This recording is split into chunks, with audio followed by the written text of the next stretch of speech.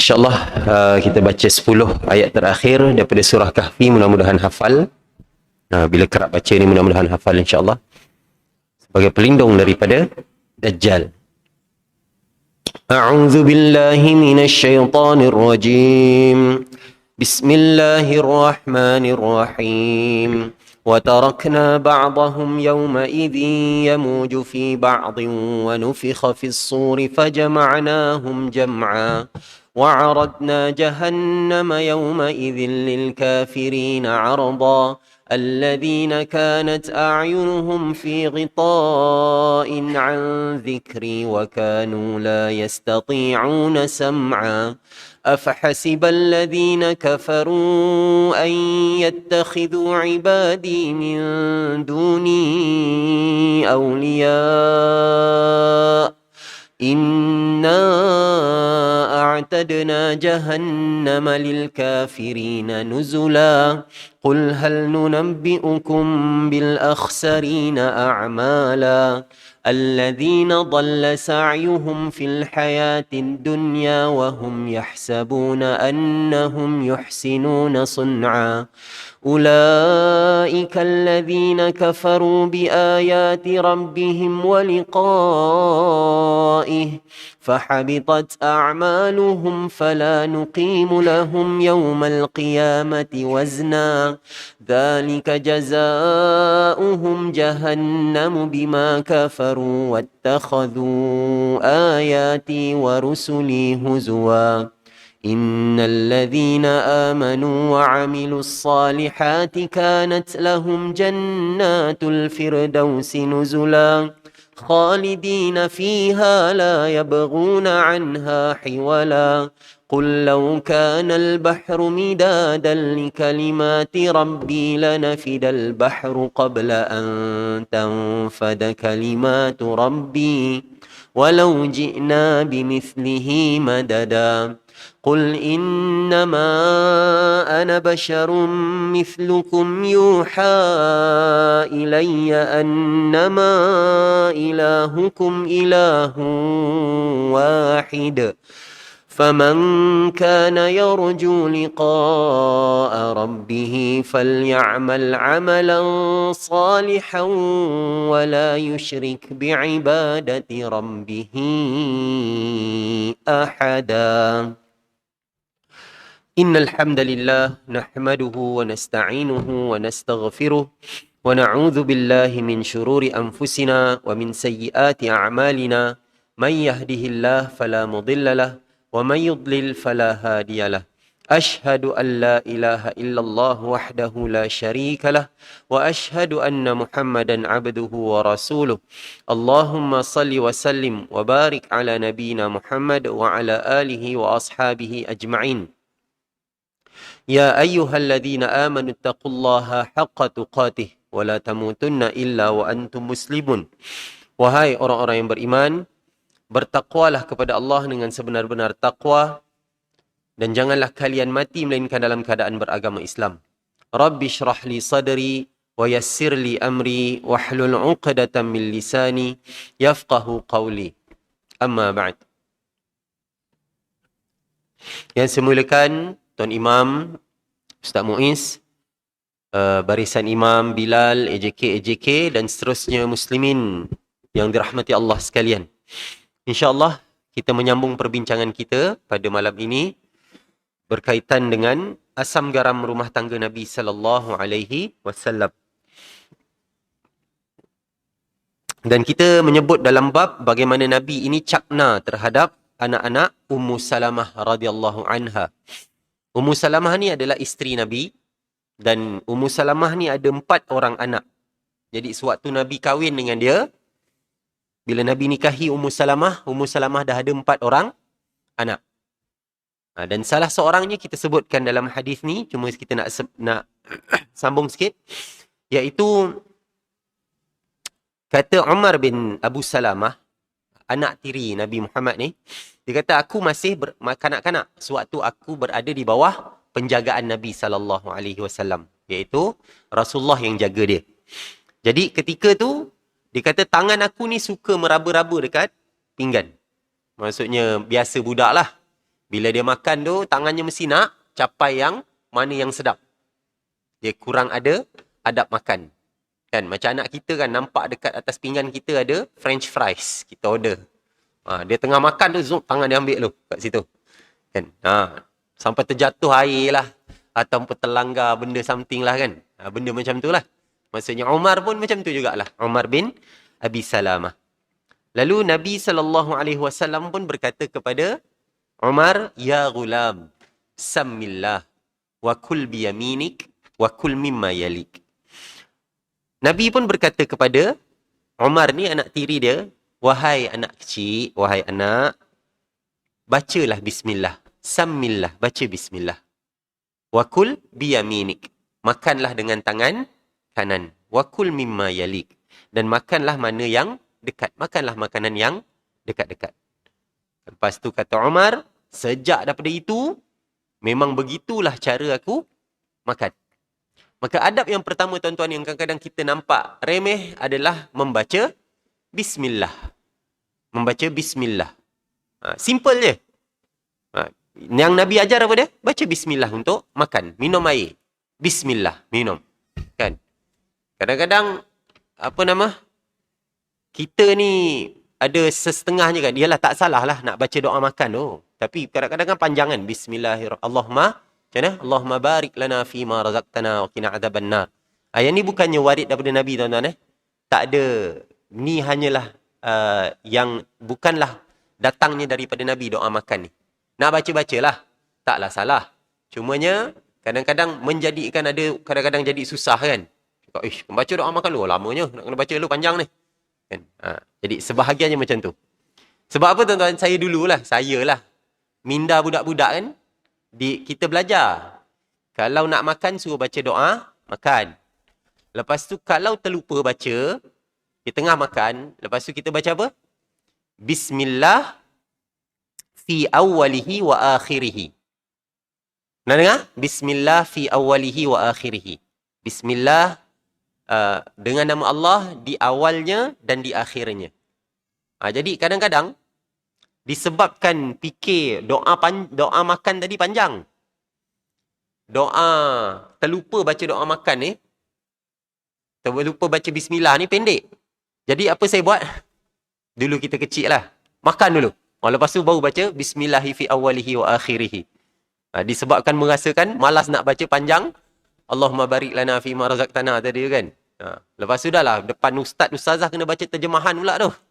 Ya Allah berkatilah rezeki yang kau berikan kepada kami kan. Baca doa panjangan kadang-kadang menjadi minda budak. Baik. Jadi yang sebenarnya yang Nabi ajarkan simple. Baca bismillah. Tapi Imam An-Nawawi kata yang lebih afdal hendaklah dia mengucapkan bismillahirrahmanirrahim. Kalau hanya mengucapkan bismillah, itu juga cukup dan menjalankan sunnah. Ada juga yang mengatakan tak mesti baca bismillah je. Sebab Nabi ajar baca bismillah semata-mata. Tapi Imam Nawawi kata baca bismillahirrahmanirrahim. Dikritik oleh Imam Ibn Hajar Al-Asqalani contohnya. Ibn Hajar mengatakan lebih utama untuk baca bismillah semata-mata. Bismillah makan. Tu. Jadi yang pertama disuruh untuk kita membaca bismillah apabila makan. Kerana apa?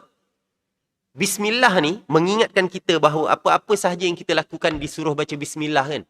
Adalah untuk mengetahui bahawa apa sahaja yang kita lakukan ni adalah dengan nama Allah. Kita melakukannya dengan perintah Allah untuk menjalankan sesuatu atas kehendak Allah.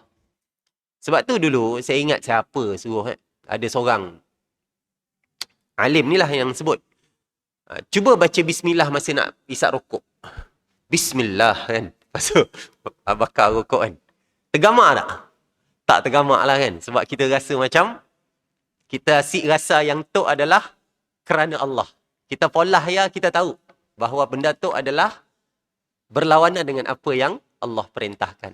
Sebab itulah biasanya kalau kita nak buat jahat tak ada kita baca bismillah tuan-tuan kan. Ada ke nak mencuri apa bismillah. Sementara korek tabung masjid kan. Tak ada, kita tak buat macam tu. Yang kita baca bismillah hanyalah perkara-perkara yang kita ketahui bahawa itu adalah benda perintah Allah Subhanahu wa ta'ala. Jadi kita ingat bila kita makan pun dengan Bismillah, dengan nama Allah. Yang kedua, Nabi kata, kul biyaminik. Yang ini kita dah sebut minggu lepas, tentang makan dengan tangan kanan, maka minum pun dengan tangan kanan. Makan tangan kanan, minum pun tangan kanan. Usaha sebaik mungkin, melainkanlah kalau kita ni tak ada tangan kanan. Ni cerita lain. Contohnya pernah berlaku pada zaman Umar, ada seorang lelaki ni, dia makan dengan tangan kiri. Dia makan dengan tangan kiri lah. Tangan kanan dia kat bawah macam ni. Makan dengan tangan kiri. Lalu Umar pun kata, kul biyaminik. Makan dengan tangan kanan. Lepas tu, taatlah kepada Amirul Mukminin. Amirul Mukminin yang suruh ni. Khalifah yang suruh makan tangan kanan ni. Kenapa tak nak ikut? Jadi, si lelaki ni akhirnya pun dia keluarkan. Dia pun cakap, sebenarnya aku tak nak cerita pasal benda ni. Tapi sebab engkau dah berkali-kali sebut ni, maka dia pun tunjuk. Dia keluarkan tangan dia, rupanya tangan kanan dia kodong. Disebabkan peperangan. Jadi dia kata, aku sebenarnya nak tunjukkan ni hadapan Allah nanti. Bahawa aku sampai hilang tangan ni kerana berjihad di jalan Allah Subhanahu Wa Taala. Kalau macam tu tak ada masalah lah untuk dia makan dengan tangan kiri ataupun makan dengan kaki, kalau kedua-dua tangan tak ada masalah. Yang tu, memang ada uzur. Tapi bagi kita yang cukup sifat ni, tangan kanan pun sempurna, elok 5 jari, cukup nak pegang sudu ke, ataupun nak pegang nasi, nak angkat nasi tu dengan mudah, maka usahalah sebaik mungkin untuk makan dengan tangan kanan. Tak ada apa-apa uzur untuk kita untuk tak makan dengan tangan kanan. Sehingga kita sebutkan pada minggu lepas, tuan-tuan kalau ingat, bagaimana Nabi SAW menyuruh seseorang, ada seorang ni yang makan bersama dengan Nabi, disuruh dia makan dengan tangan kanan, dia kata, la astati', aku tak dapat. Aku tak boleh makan dengan tangan kanan. Lepas tu, Nabi pun kata, memang pun. Dia memang tak dapat pun. Mastata'ata, engkau memang tak akan dapat pun. Dan dia tak makan dengan tangan kanan tu hanyalah kerana sombong. Kerana kesombongan dia rasa macam, tak best lah makan tangan kanan, makan tangan kiri lah. Ataupun apa-apa bentuk kesombongan, maka akhirnya dia tak dapat mengangkat tangan kanannya ke mulutnya. Terus jadi cacat. Disebabkan melawan perintah Nabi SAW. Apa hukum makan dengan tangan kanan? Majoriti ulama mengatakan ianya apa hukum makan dengan tangan kiri? Majoriti ulama mengatakan ianya makruh. Makruh. Benda yang dibenci lah. Benda yang tak disukai oleh Allah. Okey. Kalau terlupa nak baca bismillah, maka kita bacalah bismillahi fi awwalihi wa akhirihi. Dengan nama Allah pada awalnya dan pada akhirnya. Tu adab makan, maka kita bacalah kalau terlupa. Terlupa nak baca bismillah, tiba-tiba teringat kat tengah-tengah tu, belum baca bismillah. Bismillahi fi awwalihi wa akhirihi. Baca macam tu. Simple je kan? Mudah je.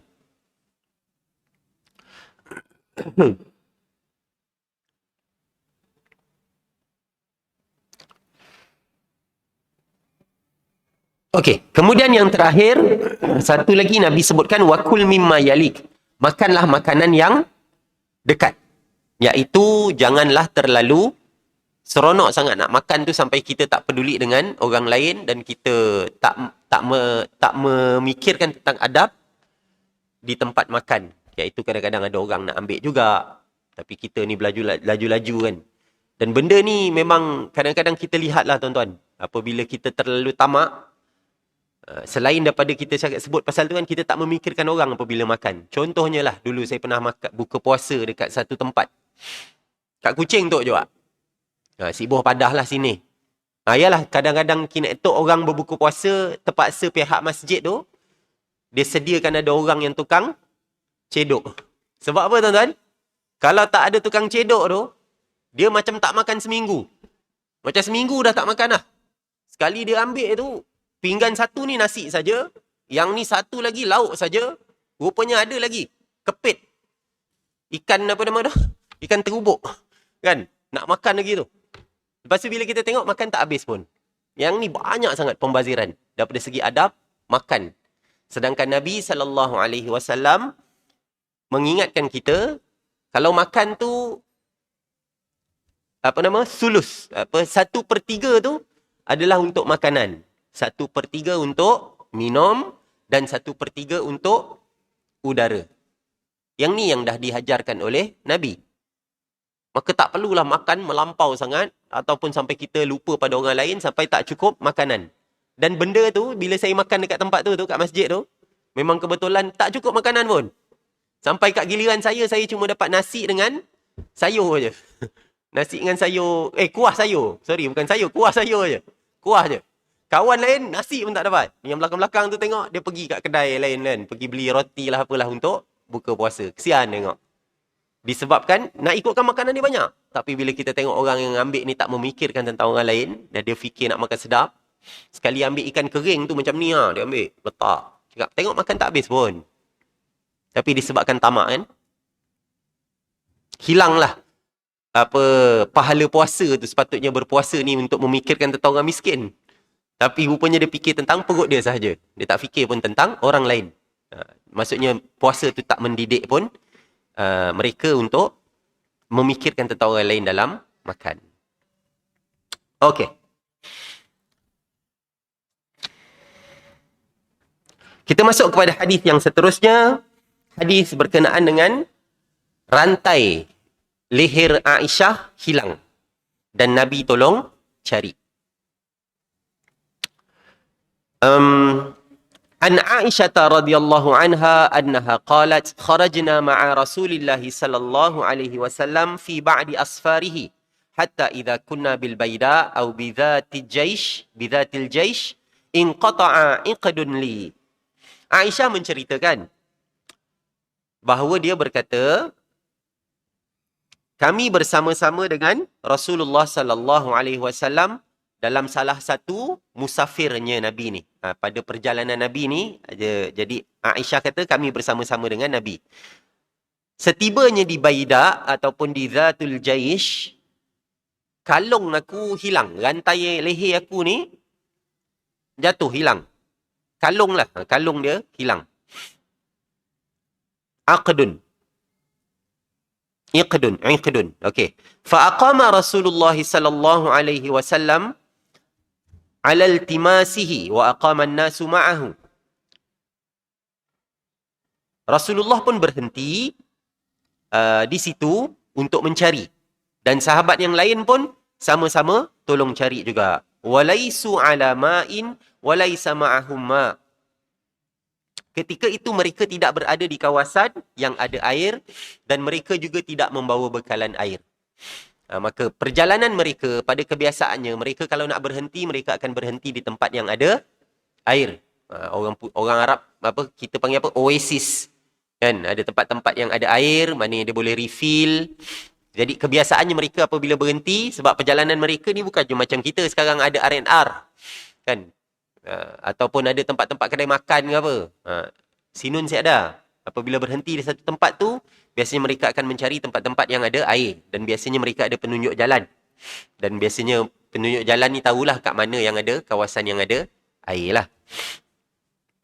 Fa'atan nasu Aba Bakrin faqalu ala tara ma sana'at Aisyah. Lalu orang pun ada yang pergi kepada Abu Bakar, pergi mengadu. Dia cakap, kau tengoklah apa yang dibuat oleh Aisyah ni. Kenapa? Sebab Aisyah lah yang hilang kalungnya. Aqamat bi Rasulillah sallallahu alaihi wasallam wa bin nasi ma'ahu wa laysu ala ma'id wa laysa ma'ahum ma'. Dia menyebabkan Rasulullah dan juga orang lain berhenti. Padahal di tempat itu bukanlah tempat yang ada air. Dan mereka pula tak bawa air. Jadi yang ni adalah tempat yang tak sepatutnya mereka berhenti. Tak patut berhenti kat situ. Faja'a Abu Bakrin wa Rasulullah sallallahu alaihi wasallam wadi'un ra'sahu ala fakhidhi qad nam. Lalu Abu Bakar pun datang kepada aku. Pada waktu itu Rasulullah sedang tidur di atas pahaku, kata Aisyah. Ni lihat bagaimana Nabi dia ada waktu-waktu mana yang tengah Biasanya kalau waktu tengah macam gini ni, waktu tengah mencari kalung ke apa, biasanya tengah apa? Suaminya tengah marah lah, nganok lah. Kita angkat sini duk. Nyusahkan orang apa semua kan. Biasanya macam tu lah kejadiannya. Tapi tidak Rasulullah. Apa dia buat? Dia relax aja. Kalung hilang, okey. Pergi cari jap, tak jumpa, tidur, baring. Berromantik-romantik dulu kat situ kan. Ni Nabi SAW hebat lah tuan-tuan. Faqala habasti Rasulullah sallallahu alaihi wasallam wan nas walaisu ala ma'in walaisa ma'ahum ma. Lalu Abu Bakar pun berkata, kamu ni telah menahan Rasulullah sallallahu alaihi wasallam dan juga orang lain di tempat yang tidak ada air. Sedangkan mereka ni tak bawa air. Maka tempat ni tak sepatutnya berhenti kat situ. Kita tak patut berhenti dekat tempat tu. Qalat fa'atabani wa qala ma sya'allahu an yaqula wa ja'ala yat'ununi biyadihi fi hadirati. Kemudian kata Aisyah lagi, Abu Bakar ni pun banyak macam membebel lah. Duk sebut lagi macam banyak komplain komplain macam-macam. Kemudian memukul pinggangku. Pukul dekat pinggang Aisyah. Aisyah kata apa lagi? Fala yamna'uni minat taharruki illa makanu Rasulullah sallallahu alaihi wasallam ala fakhidhi. Dan aku ni taklah bergerak kerana baginda Rasulullah berada di atas pehaku. Jadi kenapa dia tak bergerak? Rasulullah tengah atas peha Aisyah. Jadi Aisyah biar je lah. Kena marah, kena bebel. Lepas tu kena pukul lagi dengan bapak dia kan. Abu Bakar ni kan bapak Aisyah. Jadi Abu Bakar ni duk komplain lah. Kau ni nyusahkan orang lah apa semua ni kan. Nabi tengah tidur tu atas peha tu. Fanama Rasulullah sallallahu alaihi wasallam hatta asbaha ala ghairi ma. Rasulullah pun tidur sehinggalah pagi sampai subuh. Dan baginda tak ada air lagi waktu tu. Lamalah maksudnya mereka berhenti kat tempat tu. Biasanya berhenti dekat tempat untuk tidur ni biasanya mereka ada bawa air dan juga berhenti di tempat yang ada air. Tapi ni berhenti kat satu tempat tu hanyalah sebab Aisyah hilang kalung dia. Fa'anzalallahu ayatat tayammum fatayammamu. Kemudian Allah pun menurunkan ayat tayammum. Mereka pun bertayammum.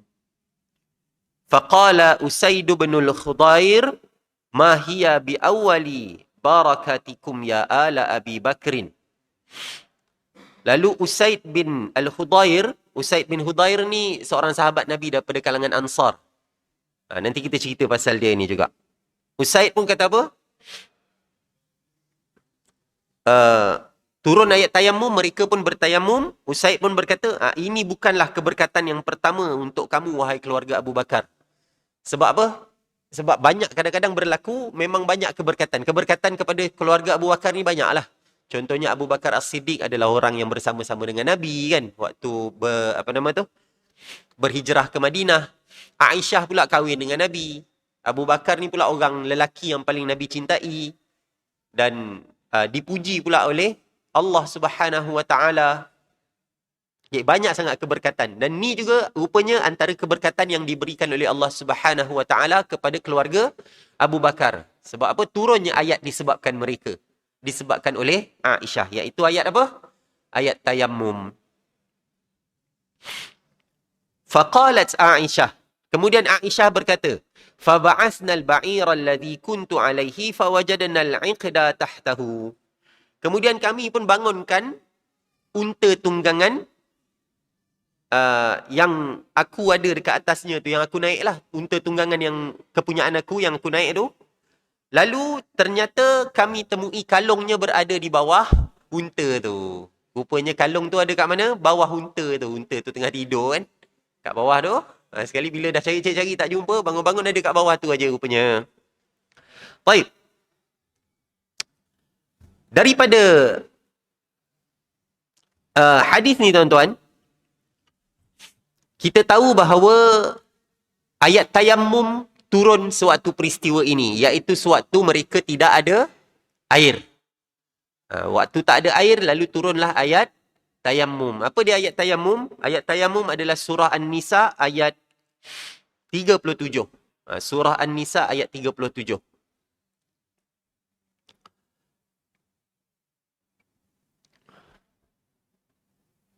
Betul ke?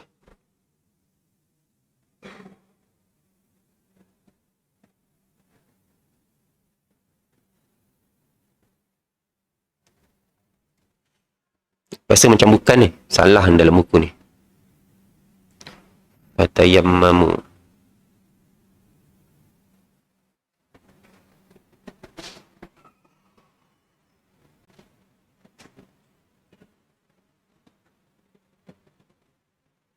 Okey, ayat 43 ni ha. Ayat 43 salah dalam buku ni. Ya ayyuhalladzina amanu la taqrabus salata wa antum sukara hatta ta'lamu ma taqulun wala junuban illa abiri sabil hatta taghtasilu. Mana dia ni? Ni fal wa in kuntum marda, kalau kamu sakit, au ala safar, ataupun dalam perjalanan sedang musafir, au jaa ahadum minkum minal ghaid, ataupun kamu ni baru lepas buang air, au lamastumun nisa, ataupun kamu lepas lamasa. Ni ada beberapa perbahasan lah. Lamastumun nisa ni sebahagian ulama mengatakan, kalau mazhab Syafi'i kata sentuh perempuan. Ada yang kata lamastumun nisa ni maksudnya menyetubuhi perempuan ataupun ada syahwat kepada perempuan. Falam tajidu ma, kemudian kamu tak dapati ada air. Lalu apa kena buat? Fatayammamu sa'idan tayyiba, maka hendaklah kamu bertayamum dengan debu yang ataupun tanah yang suci. Famsahu biwujuhikum wa aydikum, maka kamu sapulah muka kamu dan juga kedua tanganmu. Tuan-tuan, kita sebut sikit. Ni tambahan ilmu. Dalam mazhab Asy-Syafi'i, kita tayamum muka dan tangan sehingga siku kan. Ni mazhab Asy-Syafi'i. Tapi untuk mazhab yang lain, saya tengok mazhab mana? Ahmad tak silap. Mereka, tayamum mereka hanyalah muka dan tangan. Kalau tuan-tuan tengok tiba-tiba orang Arab ke mana kan, tiba tengok dia tayamum tapi dia buat dekat tangan je, maka jangan pelik lah. Ni memang ada juga hadis Nabi SAW, satu hadis menyebut tentang sampai ke siku, satu hadis lagi sebut tentang tangan sahaja. Jadi yang ni tentang perbezaan di antara mazhab. Maka turunlah ayat tayamum ni disebabkan Aisyah radhiyallahu anha. Lalu Usaid bin Hudair ni memuji Aisyah dan juga Abu Bakar disebabkan dia macam cakap, rupanya ni sebab kita tertahan di sini. Rupanya kita kena duduk kat sini satu malam mencari kalung disebabkan apa? Disebabkan nak turunnya ayat tayamum. Apabila tak ada air, apa yang kita boleh lakukan? Bismillah.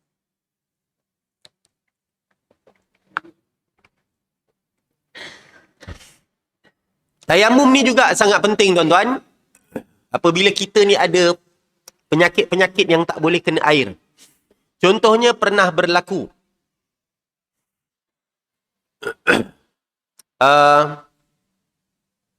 Kata Amr bin Al-As.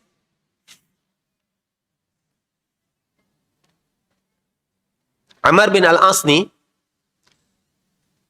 dia sebut dalam satu hadis, riwayat Abu Daud.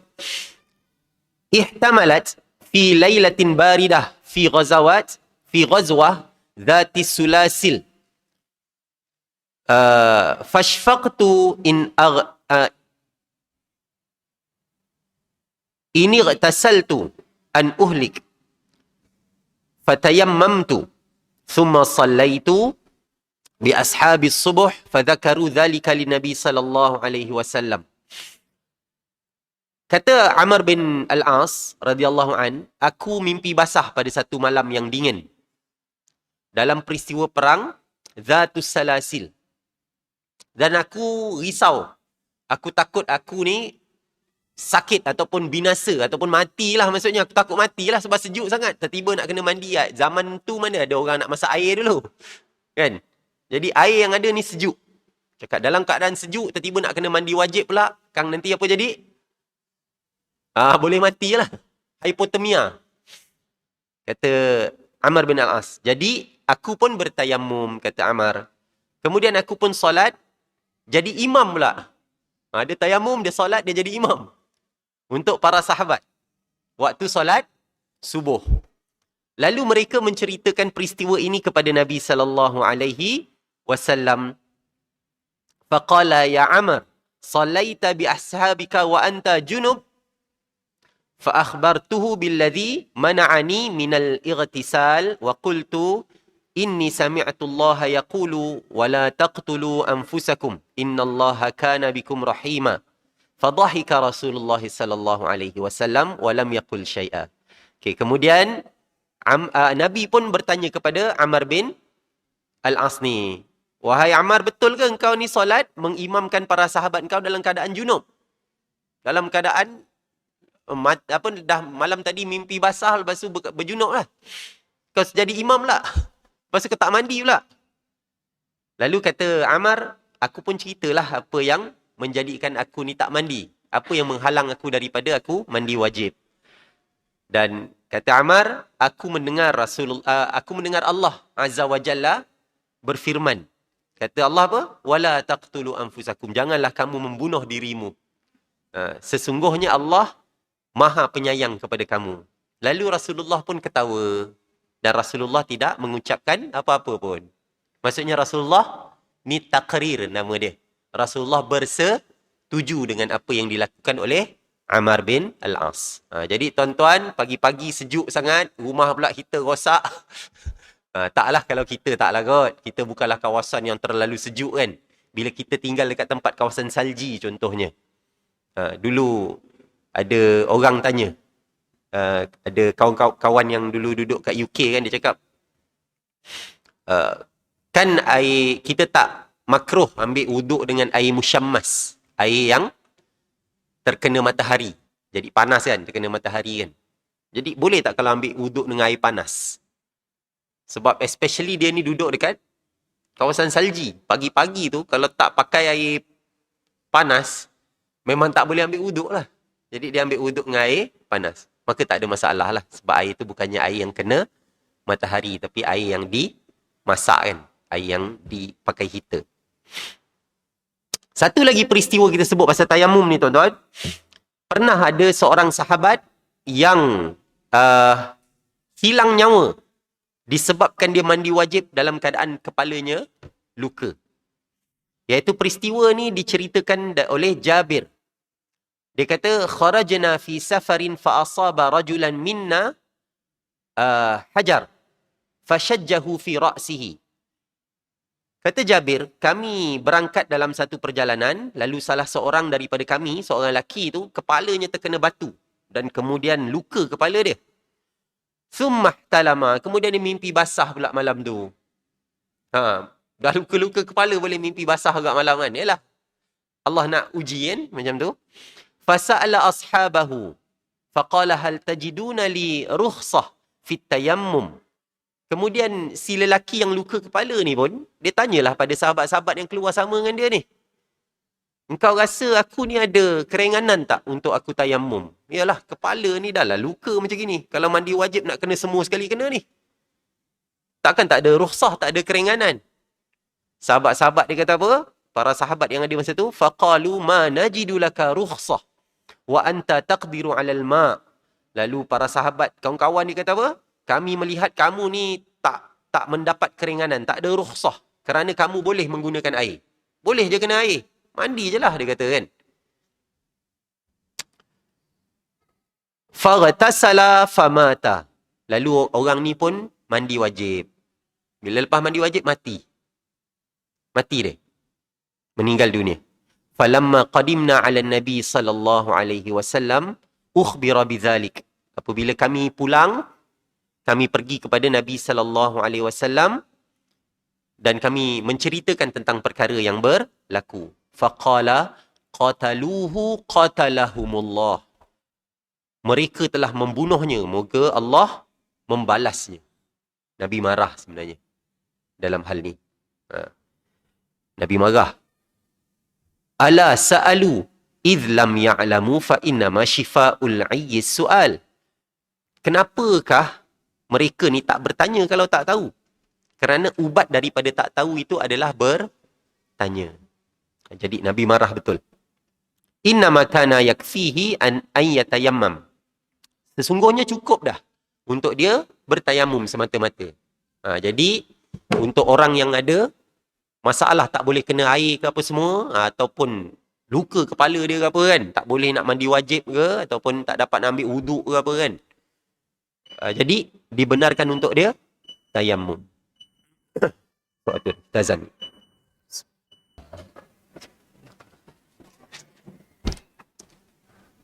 Bismillahirrahmanirrahim. Alhamdulillah. Muslimin, muslimat yang dirahmati Allah.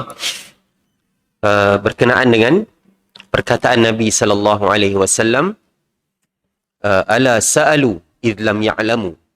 Kenapalah mereka ni tak tanya kalau tak tahu. Jadi perkataan Nabi ini mengajak kita untuk apabila tak tahu kita tanya. Bukannya kita belasah. Tak faham tanya. Ini perkara yang diajarkan oleh Nabi sallallahu alaihi wasallam.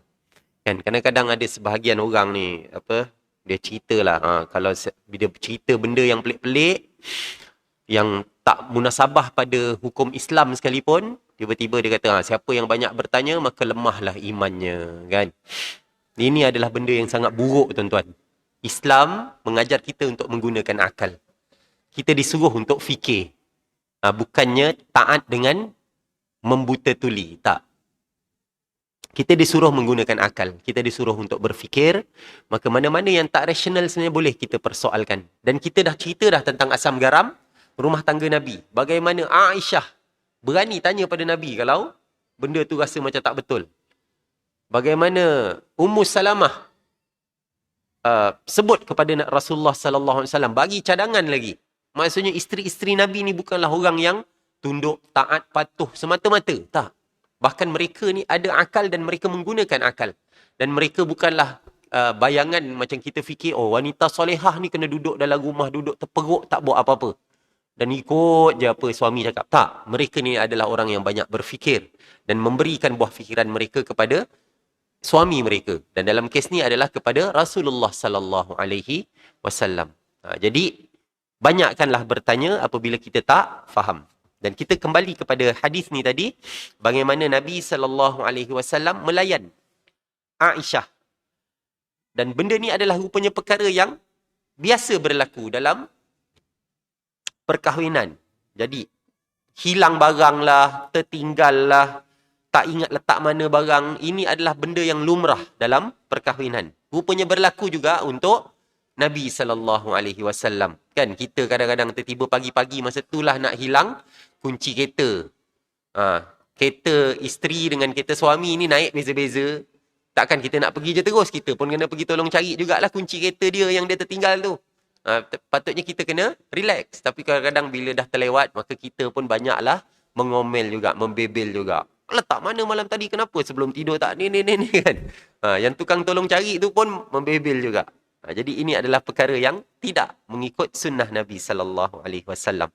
Tak kiralah siapa sahaja pun yang menjadi punca, yang paling utama adalah hendaklah bersabar. Sama ada kecuaiannya daripada dirinya sendiri ataupun disebabkan oleh benda yang luar daripada jangkaannya, maka hendaklah banyak bersabar. Seperti mana kita sebutkan sebelum ni, bagaimana Nabi sallallahu alaihi wasallam apabila terjatuh daripada unta, jatuh, Nabi pun cakap kepada Talhah yang ada kat situ, pergi tolong tu Safiyah. Nabi risaukan tentang isterinya. Jangan jadi macam kita ni apabila isteri telefon, kereta accident, maka nombor satu kita tanya apa dia? Teruk ke? Rupanya bukannya tanya teruk tu isteri ke, tanya keretanya. Berapa teruk kereta tu? Rosak berapa banyak? Yang dibimbangkan adalah tentang hartanya dan dia kurang membimbangi isterinya. Maka perkara ini adalah perkara yang salah dan tidak bertepatan dengan sunnah Nabi sallallahu alaihi wasallam. Suami isteri hendaklah ikhlas membantu pasangan mencari barang yang hilang. Itulah sunnah Nabi. Bukannya mengomel dan bukanlah membebel. Kalau tak nak tolong, jangan menambah kesedihan hatinya. Tak nak tolong, tak nak bantu orang tu dah hilang barang, maka diam ajalah. Tak payah komplain banyak. Kadang-kadang kita ni pun tambah pula, dah lah dia tengah cari barang, dah terlewat. Lepas tu kita pula sambung pula dengan omelan dan juga bebelan. Makin bikin panas hati kan kepada orang yang mencari barang. Jadi kadang-kadang musibah kehilangan barang ni berakhir dengan sesuatu yang baik. Contohnya tadi, adanya turun ayat tayammum. Dan yang kedua, dijumpai balik barang tersebut di bawah unta tunggangan Aisyah. Maka segeralah melafazkan kegembiraan kepada pasangan seperti mana mudahnya kita melafazkan kemarahan kepadanya sebelum ini. Jadi biasakan untuk menyebut Alhamdulillah ala kulli hal ke Alhamdulillah bi ni'matihi tatimmus salihat. Puji kan dah jumpa kan, kita jadikan gembira balik supaya datang balik suasana gembira tu. Baik, jadi insya-Allah kita cerita pasal Usaid bin Khudair ni pada minggu hadapan lah. Tak sempat kita nak cerita pada malam ni, mungkin kita sempat nanti kita cerita pasal Usaid bin Khudair ni, siapa dia. Jadi kita berhenti dulu setakat ni. Saya mohon maaf banyak-banyak apa-apa salah silap. Mudah-mudahan Allah menjadikan kita mengikuti sunnah Nabi sallallahu alaihi wasallam, baik daripada yang sekecil-kecilnya ataupun yang terutamanya yang besar-besarlah. Sunnah tidak meninggalkan solat. Sunnah menjaga agamanya. Jadi mudah-mudahan Allah jadikan kita orang yang sayang kepada sunnah Nabi sallallahu alaihi wasallam. Aqulu qouli hadza wa astaghfirullahal azim li wa lakum. Assalamualaikum warahmatullahi wabarakatuh. Subhanallah bihamdihi subhanakallahumma bihamdika asyhadu an la ilaha illa anta astaghfiruka wa atubu ilaik.